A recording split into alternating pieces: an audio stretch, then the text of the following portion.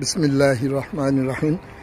এই মুহূর্তে আমরা আসি রোম থেকে প্রায় 55 মিনিটের বাস পথে রোমের আনাগনিনা মেট্রো এ লাইন থেকে আমরা রক্কাদি পাপা এসেছি। এটার বসতি এখানে 700 মিটার থেকে উপরে 900 মিটার পর্যন্ত আছে। তো এখানে বেশ লোক সংখ্যা আছে, জনবহুল এলাকা, পাহাড়ি এলাকায়। তো এখানে লোকজন বসবাস করে। শীতকালে প্রচণ্ড ঠান্ডা এবং স্নো পড়ে, তুষার পড়ে। তো আমরা যে রক্কাদি পাপায় ঘুরতে এসেছি, হঠাৎ করে আসা। তা আমাদের সাথে আছেন আমাদের এক দিনী ভাই ফারুক ভাই।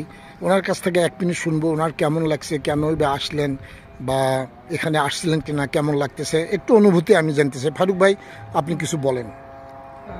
আসসালামু আলাইকুম রহমতুল্লাহ। আলহামদুলিল্লাহ, আল্লাহ শুকর আদায় করি। আল্লাহ তাআলা কোরআনে বলছেন, তোমরা আমার পৃথিবী ভ্রমণ করো, তোমরা দেখো আমার নিদর্শন। আমি অসংখ্য নিদর্শন রেখেছি, তোমরা তা দেখো, দেখে তোমাদের ঈমান এবং আমল বৃদ্ধি করো। আমরা সেই উদ্দেশ্যে আল্লাহ তাআলা সুবহানাহু ওয়া তাআলার উদ্দেশ্যেই, কোরআনের আদেশের উদ্দেশ্যে আমরা এই ভ্রমণে আসছি।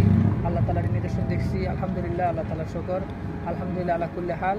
এবং পাশাপাশি আমরা চেষ্টা করতেছি দাওয়াতি কাজের জন্য এখানে একটা পরিবেশ, নতুন জায়গা যদি দাওয়াতি কাজ করতে পারি। আমাদের মুসলমান ভাইরা অনেকে আছে এখানে, বিভিন্ন ব্যবসা করতেছে ছোটোখাটো, যদি তাদের মাঝে যদি আমরা দাওয়াতি কাজ করতে পারি, যদি ভবিষ্যতে আল্লাহ তাআলা এখানে একটা যদি মসজিদের একটা ব্যবস্থা করতে পারেন। যারা এখানে বসবাস করে ওনারা কিন্তু 5 ওয়াক্ত সালাত মসজিদে পড়তে পারে না, আদায় করতে পারে না, জুমা পড়তে পারে না। এটা বড় দুঃখজনক বিষয় যে আমরা মুসলমান হিসেবে আমাদের তো অবশ্যই উচিত মসজিদ জামাতে আদায় করা সালাত। তো আপনারা দোয়া করবেন যেন আল্লাহ তাআলা যেন এই জায়গায় যেন একটা আল্লাহর ঘর যেন তৈরি হয়, সেই জন্য আমরা দোয়া করি এবং আপনারা দোয়া করবেন। আমিন। আপনাদের কাছে দোয়া চাই, আল্লাহ তাআলা আমাদেরকে দ্বীনের জন্য কবুল করুন। মাশাআল্লাহ, জাযাকুমুল্লাহ খাইর। ফারুক ভাইয়ের কাছ থেকে আমরা দ্বীনের দাওয়াতি এবং আল্লাহর সৃষ্টি রহস্য, আল্লাহর বিধান, আল্লাহর হুকুম আহকাম আমাদের মধ্যে যে এটা চালু রাখতে হবে, পালন করতে হবে, এই উদ্দেশ্যেই সবার জন্য, সব দেশি ভাই, বাংলাদেশি ভাই, মুসলিম ভাইদের প্রতি আমাদের আহ্বান, আসুন দেখুন আল্লাহর সৃষ্টি দেখুন এবং যেখানে থাকেন আল্লাহর নামকে বুলন্দ করুন, এই তো কথা। তো ফারুক ভাই, আমি আশা করি বাংলাদেশি ভাইদের এখানে রোম শহরে যারা আছে তাদের তো রক্কাদি পাপায় ঘুরতে আসা উচিত, কি বলেন? না, অবশ্যই তারা এখানে আসা দরকার এবং আল্লাহ তাআলার এই সৌন্দর্য নিদর্শন দেখা দরকার। এবং উদ্দেশ্য নিয়ত থাকবে অন্তরে দাওয়াতি কাজের উদ্দেশ্য এবং আল্লাহর নিদর্শন দেখা।